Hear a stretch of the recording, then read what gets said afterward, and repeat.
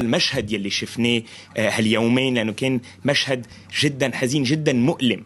يعني مشهد ألوف الجرحى، يعني 37 ضحية انقتلوا. هذا الشيء جدا جدا صعب، مشهد جدا سيء. ونرجع كمان على قديش هالعملية خبيثة. يعني عملية إسرائيل هي ضد كل القوانين ضد كل الأخلاق، وأكيد ضد القانون الدولي، ضد قانون الحرب. اليوم يلي صار بهالعملية هو انكسار معادلة الردع، بمعنى أنه اليوم ما حدا، حزب الله اختل التوازن، يعني منه قادر يردع إسرائيل من شيء.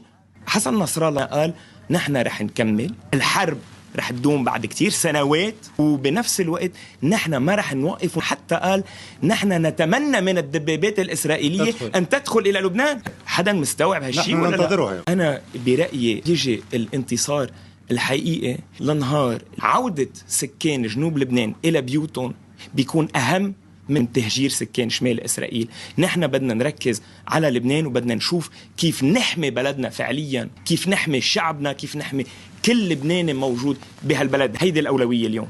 هل بعدنا مقتنعين أنه هدف وجود حزب الله هو إزالة إسرائيل؟ هل هو الهدف مساندة غزة؟ طيب شو نتيجة حرب حزب الله بالجنوب بغزة؟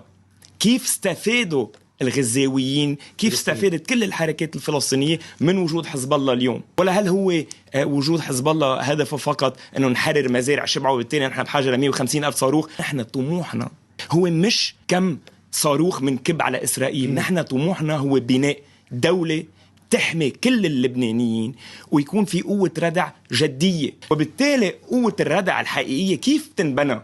هي مش بس كمية الصواريخ، هي فعلا دولة بكل مؤسساتها، من دبلوماسية، من علاقات دولية، من وجود مع المجتمع الدولي، من ضغوطات، من علاقات تجارية واقتصادية. هيدي معادلة الردع.